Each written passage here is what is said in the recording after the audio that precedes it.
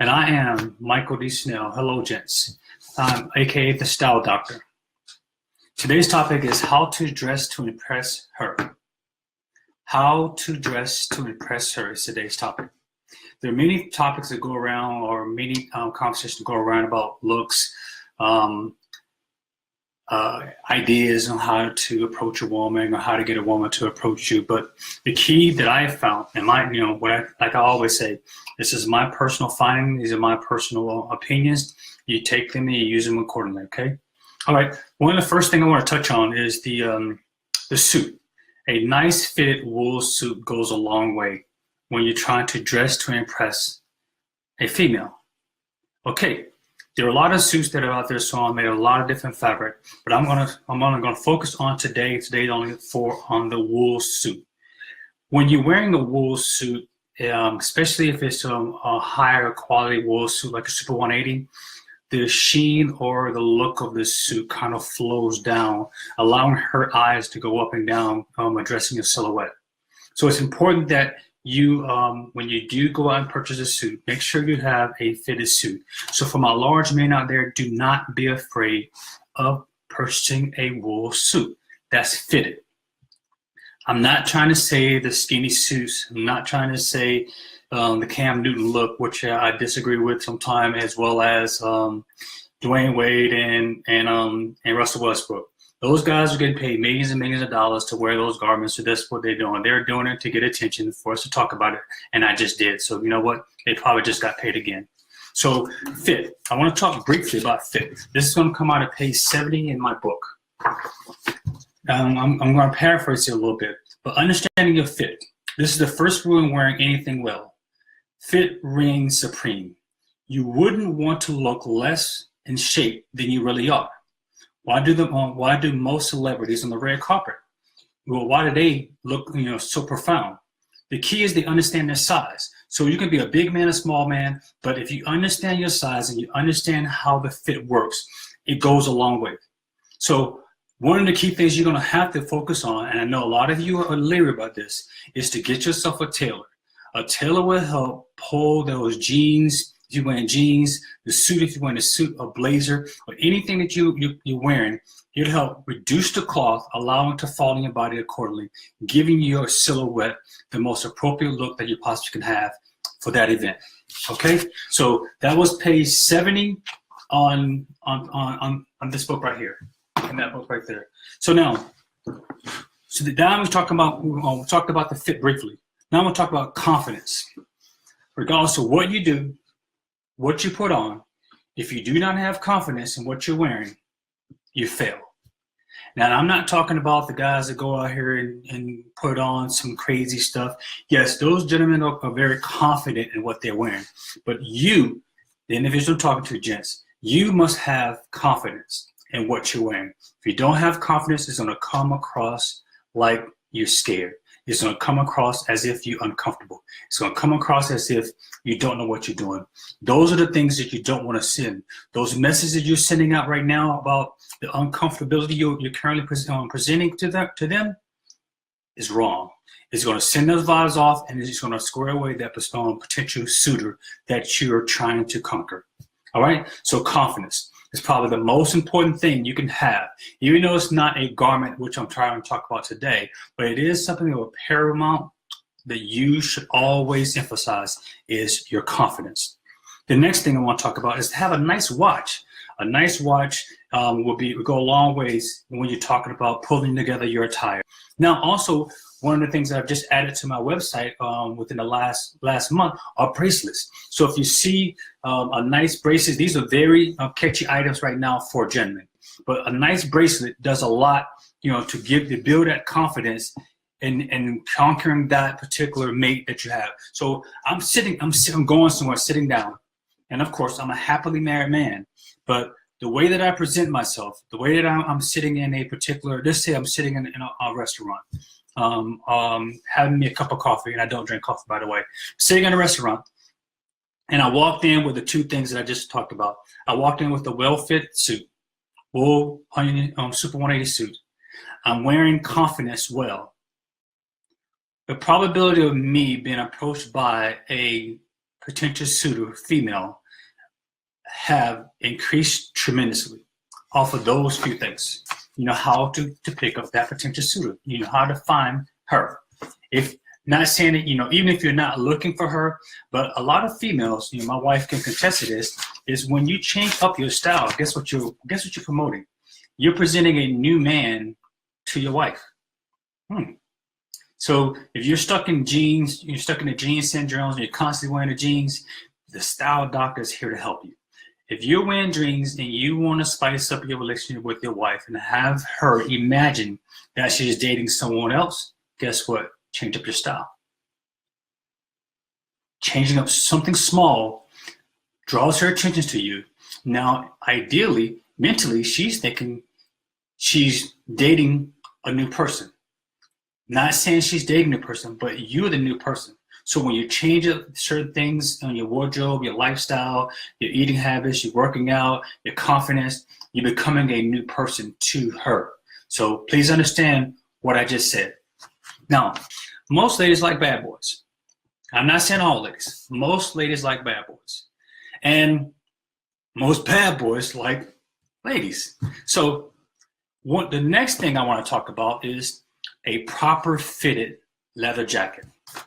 If you have on a nice leather jacket, it goes so far when it comes to appealing a female. It gives you a sense of masculinity. It gives you a sense of confidence that I just talked about a few minutes ago. It gives you that feel like, I can take on the world. I can conquer whatever is in front of me. But a lot of people don't understand this, but I ride motorcycles. So I wear leather jackets throughout the year, not so much in the summertime due to the weather, but I wear leather. So I wear leather. I'm not wearing leather to appeal to females. I wear leather for the safety aspect, but guess what? It still draws attention to females because I present a persona of confidence. I'm getting off of my motorcycle. I just did 200 miles with a group of guys. We're hanging out. We're going to go grab something to eat. And I get off and I wear my leather jacket. And they're giving me that look like, wow, it works. Trust me. So leather jacket, fitted. A fitted leather jacket goes a long way. It gives you that strong look. The next thing I want to talk about is smell. All right. Say for instance, you just showered in 5 days. You threw on a suit. Who in the world do you think you're going to attract? Nobody. So now, don't go out and waste your time on hearing what someone else has to say about a cologne. Each one of us have our own body chemistry. You have to identify what cologne works best with your body chemistry. Some of you may have a strong chemistry. Some of you may have a very mild body chemistry. But you have to go and do a test to find out what cologne, perfume, or whatever you want to call it, whatever fits you, what works best for your body chemicals. Now, this I'm going to refer to this book here, The Power of Your Look, which I talk about this. I'm not going to go too far down in depth, but I'm going to give you a brief synopsis of, different types of scents that we should be looking at. Herbal, tobacco, citrus, fruity, green, woody. And also we'll talk about how to select the right chemistry. So don't do that blind test or the blind buy. You go in, some companies say I got the best cologne since Gucci was ever created, as an example. But you go and you try to find a cologne that best fits your body. So purchase a perfume on someone else's recommendation is a no-no. How to test. Spray on your wrist or on each inner or inside your elbow. Allow it to sit for a few minutes and you smell. If it gives off the appropriate smell, if it mixes with your body chemistry. So what I do when I'm going to test out a cologne, I'll go immediately when I get to the store, I'll go and I'll try on the particular cologne, and then I'll continue doing my shopping. And then as I'm shopping, I'll go around and I'll smell to see if the perfume or the cologne that I just purchased mixes well with my body chemistry. If it does, I'll make a note of potential purchase. If it doesn't, scratch off. But the key is now once it sets on your body and mixes with your body chemicals, allow a female to smell you. Whether it be not someone that's selling the cologne, because they're going to sell, sell whatever is hot right now to get the best commission. But just ask someone who's kind of forward, but ask someone to say, hey, how do you think this cologne smells on me? And take it from there. The next thing I want to talk about is shoes. Gentlemen, you can try to cut corners as much as you possibly can, but it's going to bite you. Trust me, it's going to bite you. When you go and you try to cut corners and buy cheap shoes, she's going to know. Now, I'm not saying you have to buy the most expensive shoe, but you should really consider buying a quality made shoe of at least calf leather and probably a leather sole.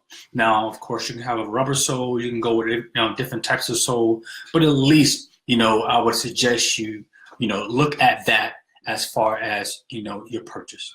So now, cutting corners, buying the $69 shoes, the $49 shoes, the $29 shoes, yes, it may look good for a minute, but I guarantee you, and women will contest this, the women in the group right now, you can come back and you can say, yes, it does matter. Now, and when you buy your shoes, please make sure that you maintain them properly. That means mink oil, you're brushing your saddle soap, anything you need to do to keep your shoes, the moisture of the leather intact. Make sure you do that as well. Another thing that you may want to do that I've seen, I haven't been able to pull this off as successful as some other men, but jeans and t-shirt.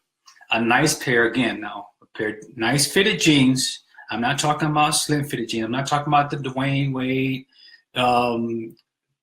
crunchers or the ankle biters that these gentlemen are wearing nowadays. I'm talking about a nice pair of fitted jeans, not something sagging down and showing your boxers, but a nice pair of fitted jeans. If you're like me, you have to buy, because of my quads, I have to buy my the pants larger in my waist to have the jeans taken up to fit my waist appropriately. So now that's one of the things that I think that women find, that I've talked to women that found appealing, is a nice, crisp, clean collared t-shirt, not the kind with the spaghetti collar, a nice collar, a nice round fitted shirt, a pair of nice jeans goes a long way when it comes to pursuing that potential female suitor.